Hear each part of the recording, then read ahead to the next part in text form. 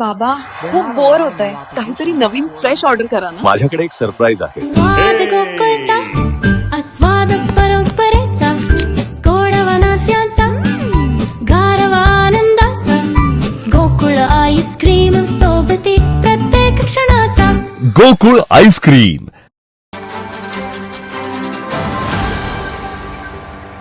आणि गेल्या अनेक वर्षामध्ये जिल्हा परिषदेमध्ये विविध पदावर काम करत असताना मला सुद्धा संधी मिळाली.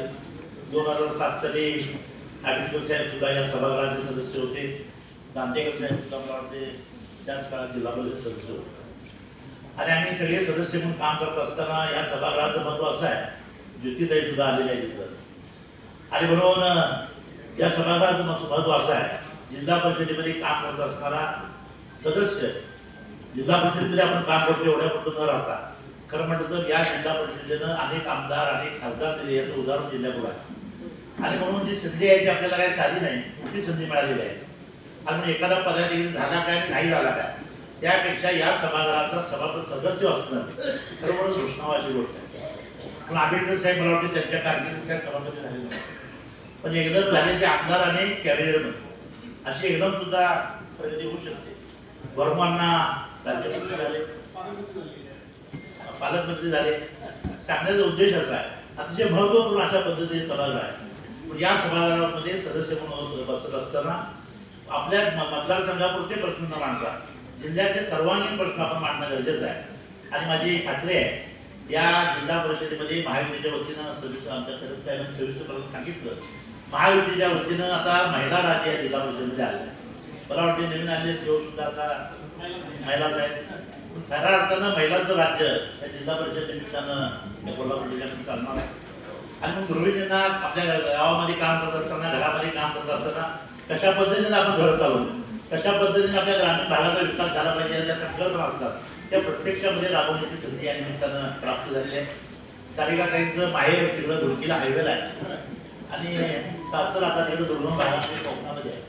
आणि म्हणून दोन्ही विभागातले प्रगती सुद्धा त्यांनी बघितलेली आहे आणि अडचणीची गावं सुद्धा त्यांनी बघितलेली आहेत. आणि विशेषतः त्या कळवा परिसरामध्ये जर लहान मोठी गावं बघितली तर कोकण हा परिसर आहे. आपण नांदेकर साहेबांना सुद्धा कोकण किचरी अशा पद्धतीने आम्ही उल्लेख करत असताना अगदी कोकणासारख्या दुर्गम भागातल्या एका कार्यकर्त्यांना आंबेडकर साहेबांनी आणि शिवसेनेच्या वतीने संधी दिली. त्याचा निश्चितपणाने शिवसेनेचा एक कार्यकर्ता म्हणून अभिमान आहे. त्या संधीचे सोनं करते. कालच म्हणजे त्यांची बाबांच्या नातेवाईकांची भेट झाली.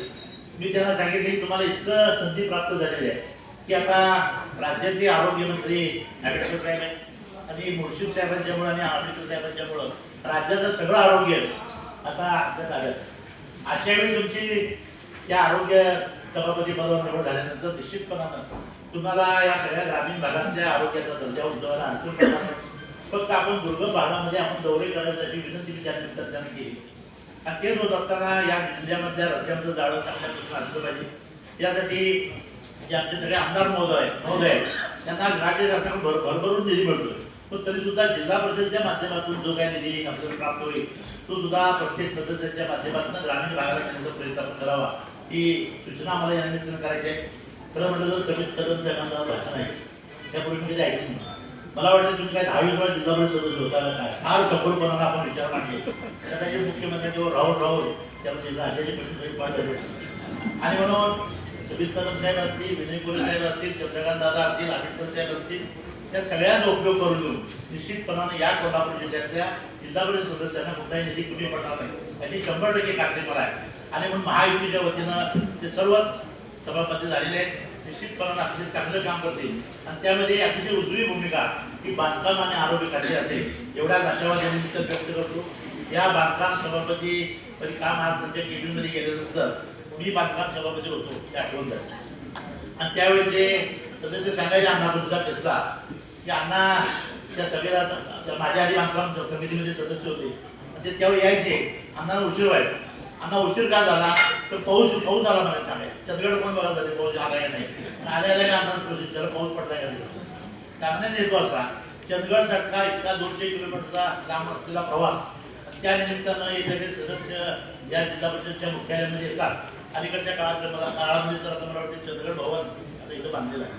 आणि म्हणून सर्व सदस्यांनी सातत्याने जिल्हा परिषदेमध्ये यावं, ग्रामीण भागाचे प्रश्न मांडावे आणि त्यासाठी सभापती सगळे कुठल्याही विभागाचा सभापती असेल, तो केवळ त्या खात्याचा सभापती नाही तर जिल्हा परिषदेचा तो सभापती अध्यक्ष सभापती आहे. आणि म्हणून ग्रामीण भागातून येणाऱ्या सर्व माणसांचे प्रश्न निश्चितपणानं सोडवण्याची भूमिका त्यांनी घ्यावी. तुम्ही जर त्या पद्धतीने प्रश्न सोडवत राहिला तर माझी खात्री आहे आंबेडकर साहेबांच्याकडे गर्दी जरा कमी होईल.